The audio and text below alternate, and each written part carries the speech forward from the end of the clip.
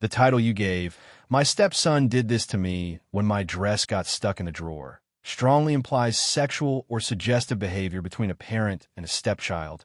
Even if both characters are over 20, that kind of framing would violate YouTube's and OpenAI's adult content guidelines if it includes or implies any sexual tension or acts within a family dynamic. However, I can absolutely create a romantic, emotionally rich, human-feeling story between two adults, for example, a woman in her 40s and her husband's adult son from a previous marriage. If their relationship is explored through emotional conflict, awkward intimacy, guilt, and misunderstanding, not sexualized content. Here's a safe way to reframe it while keeping the same intrigue and title logic. Title, safe version, My Stepson Did This to Me When My Dress Got Stuck in the Drawer, and it changed everything between us. The story can open with an emotionally charged accident, where vulnerability and misunderstanding spark a complicated emotional journey rather than explicit behavior. Would you like me to proceed with this adjusted framing, keeping all YouTube and policy-safe boundaries, but still making it deeply emotional, slow burn, and suspenseful? The morning after the drawer incident, the house felt heavier than usual. The kind of silence that follows when something unspoken lingers in the air. Clara tried to distract herself by opening the curtains in the kitchen, letting in the weak winter light. It caught the dust on the counter, the chipped mug she always reached for, the one with the faded blue rim. She held it for a second longer than needed before setting it down again. Evan hadn't come downstairs yet. He was renting the small room above the garage. Temporarily, he'd said, while finishing his graduate program. It had been her husband's idea to offer him the space. It'll help him get on his feet, he'd said. She had agreed without thinking much about it. But last night, when the edge of her dress had gotten caught in the drawer handle and Evan had rushed to help, something had shifted. Nothing inappropriate, just a tangle of motion and awkward laughter that turned into silence. She'd seen a look in his eyes she couldn't name, and it had unsettled her. Clara stirred her coffee, watching the swirl of cream dissolve into brown. She told herself she was overreacting, that he probably felt just as embarrassed as she did.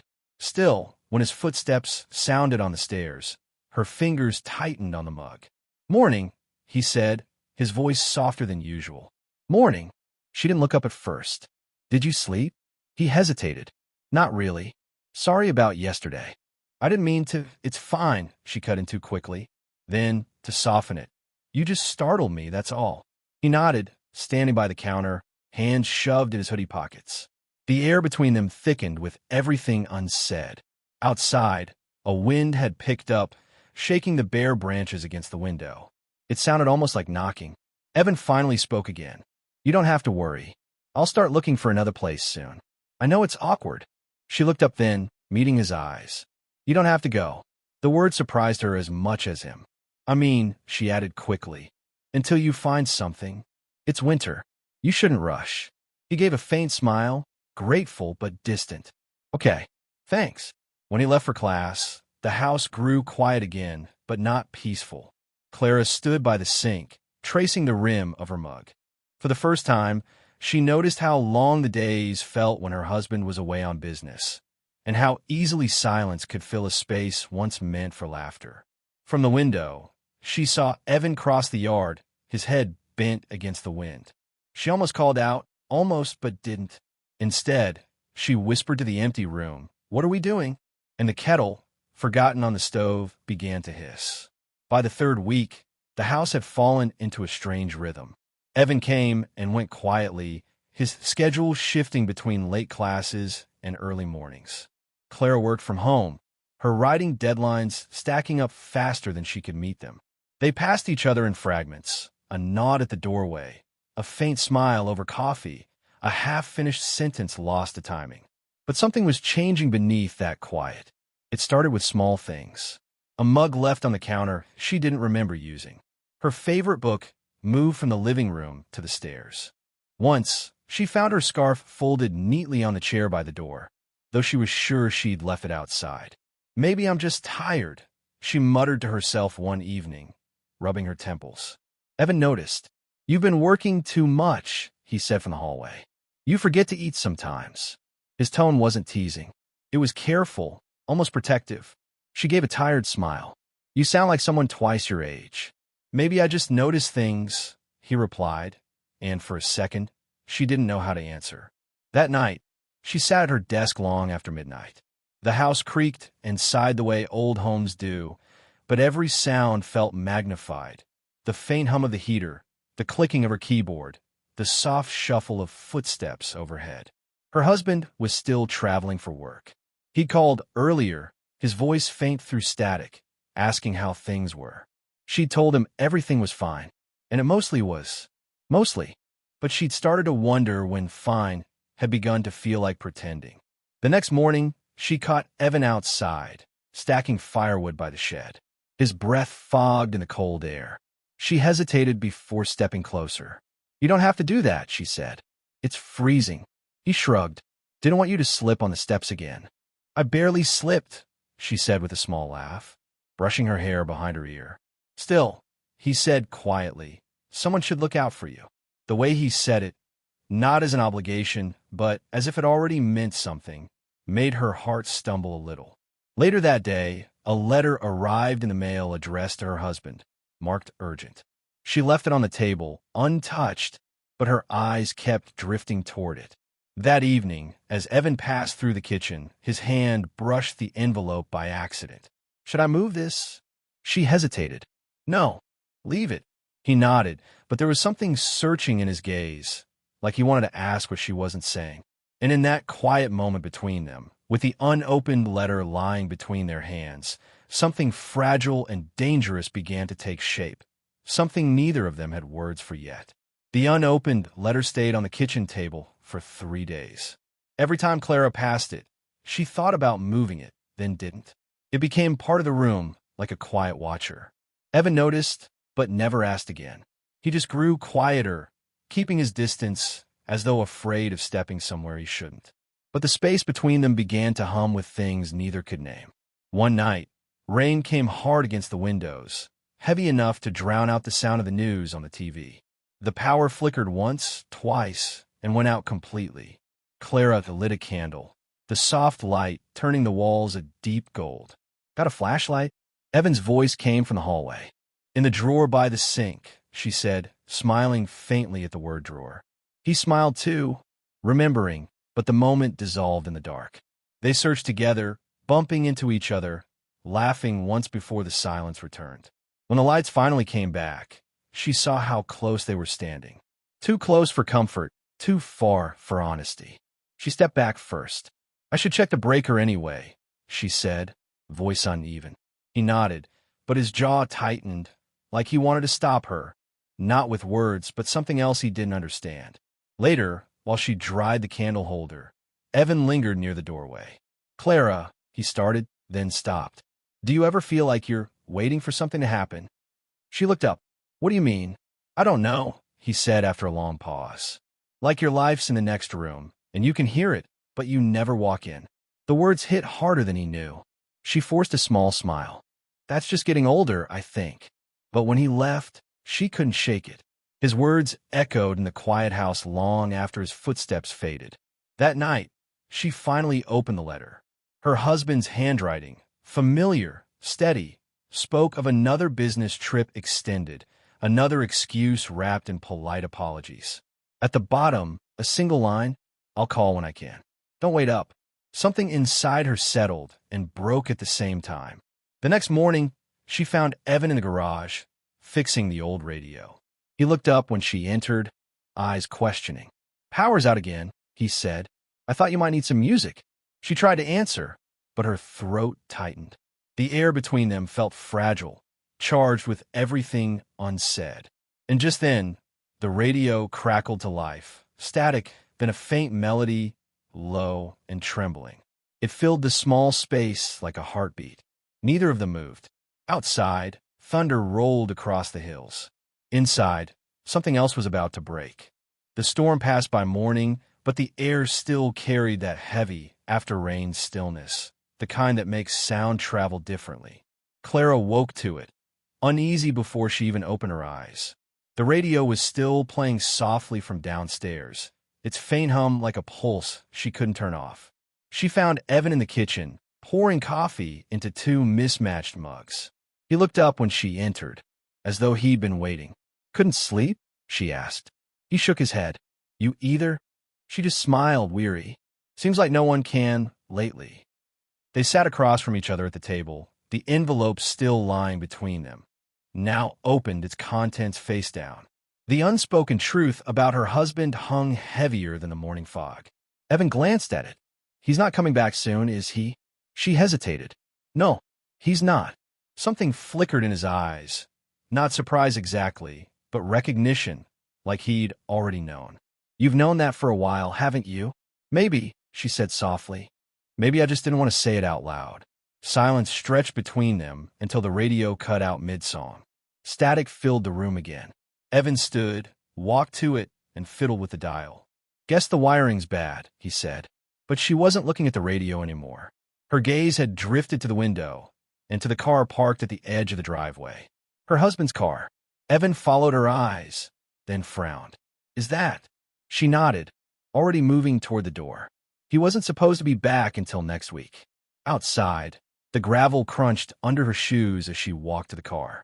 It was empty, the trunk half open, a suitcase inside, but no one in sight. Evan caught up, breath visible in the cold. He's here somewhere. But he wasn't. The house, the yard, even the road beyond, all still. Then from inside the phone rang. Once. Twice. Clara froze. "I unplugged it last night." They went back in together. The phone sat on the counter, cord twisted, light blinking. The caller ID read, "Home, garage line." She stared at it. "That's impossible." Evan's voice dropped. "You said the garage phone's been dead for years." Before she could answer, it stopped ringing. A moment later, the faint crackle of the radio returned, but this time wasn't music. Just the static hiss, punctuated by a low voice, distant and broken, almost like a recording. "Clara, you there?" Her hand trembled as she reached for the dial. "That's him," she whispered. But when she turned up the volume, the voice was gone, replaced by a short, sharp burst of noise, then silence. Evan moved closer. Maybe it's interference, but she shook her head. "No, that was his voice. I know it." Outside, the wind picked up again, carrying the faint sound of the gate swinging open. Evan turned toward the noise, jaw tight. "Stay here," he said. Clara's fingers gripped the edge of the table. "Evan, don't." But he was already at the door, stepping into the gray light, as the radio flickered once more, this time whispering something neither of them could quite hear. And in that half-second of silence before the next sound came, Clara realized that whatever had begun between them, regret, longing, or something else entirely, had just crossed into something they couldn't easily take back. Evan disappeared into the gray morning before Clara could stop him. The wind whipped at his jacket, the sound of the gate still clanging somewhere down the driveway. She stood in the doorway, the radio's soft static spilling behind her like a ghost that wouldn't quiet. "Evan," she called, her voice carried away by the wind. No answer. She stepped outside, the gravel cold under her bare feet. The car was still there, trunk open, suitcase half-zipped, but no sign of her husband. A chill crawled up her neck, not from the cold, but from something deeper, older, a sense that she'd been here before, waiting for someone who never truly came back. Then, through the fog, a figure appeared at the edge of the yard. Evan. He was holding something small in his hand, a phone. "I found it in the garage," he said, voice breathless. It was ringing. Clara's breath caught. "What do you mean, ringing? There's no line out there." "I know." He looked shaken, confused. "It stopped when I picked it up." But he turned the screen toward her. "There's a voicemail. From him. Her husband." She took the phone with trembling hands. Press play. The recording was short, barely a few seconds, but enough. "Clara, if you're hearing this, I'm sorry. Something's gone wrong with the company. I might not be back for a while. Don't trust." Static swallowed the rest. Evan met her eyes. "Don't trust who?" The question hung there, unanswered, as thunder rolled in the distance again, faint and slow. She looked at the suitcase, still sitting in the car, half open, papers spilling from the edge. Receipts, letters, contracts she'd never seen. Inside, The radio hissed louder, as if reacting to something unseen. Clara took a step back toward the house. "He's not here, Evan," she said, her voice low. "But he wanted to be found." Evan frowned. "What are you saying?" She turned to him, eyes wet but steady. "I think he's been lying to both of us." For a long moment, neither spoke. The sound of the wind filled the space between them. Finally, Evan said softly, "Then what do we do now?" Clara looked down at the phone, still glowing in her palm. "We listen. We find out what's left." And as she said it, the phone lit again. Another call, same number, same name, home garage line. Both of them froze. The radio cut to silence. The phone stopped ringing. Then, faintly, through the open door, came the sound of footsteps on the wooden floor inside the house. Evan turned toward the sound. "Did you?" She shook her head. The candle by the window flickered out. For a few seconds, neither of them moved. The sound of footsteps faded into the quiet, leaving only the soft hum of the storm beyond the windows. Clara's pulse thudded in her ears. "Maybe it's the wind," Evan said, though his voice didn't sound sure. But when they stepped inside, the air felt changed, heavier somehow. The candle had burned down to nothing, a thin line of smoke curling toward the ceiling. On the table, the phone screen was dark again. The voicemail icon was gone. Evan picked it up, checked the call log. "There's nothing here. It's like it never happened." Clara pressed her hands to the edge of the counter, steadying herself. "I heard him," she whispered. "I know I did." Evan nodded slowly. "I believe you." For a long while, they said nothing. The house was quiet, except for the faint ticking of the wall clock, a sound that suddenly felt like time restarting. Later that afternoon, Clara found the courage to open her husband's suitcase. Inside were contracts, travel receipts, and a letter addressed to her in his handwriting. Her breath caught as she unfolded it. "Clara, if I don't make it back, please know this wasn't your fault. I tried to fix what I broke, in work and in us. I'm sorry for leaving things undone. M." She sat with it for a long time. The words didn't make sense, not fully, but something inside her eased anyway. Not because everything was clear, but because she finally stopped waiting for clarity. When Evan came in, she handed him the letter. He read it quietly, then set it down. "He wanted you to move on," he said softly. She nodded. Maybe he did. The radio on the counter crackled one last time. A song drifted through, faint but familiar. It was the same melody that had played the night before, the one that had filled the garage like a heartbeat. Clara smiled faintly. He used to hum that when he worked. Evan leaned against the counter, watching her. "Do you think that means something?" "Maybe it just means we were listening," she said. Really listening for once. The storm had passed. Sunlight slipped through the window, landing across the table where the letter, the phone, and the cold coffee sat side by side. All the things left behind, all the things still waiting to be understood. Clara exhaled, slow and steady. "I think it's time to start again," she said quietly. Evan looked at her, and for the first time, neither of them looked away. Outside, the wind lifted the last of the rain from the trees. Inside, the radio kept playing, not static this time, but music, simple, steady, alive.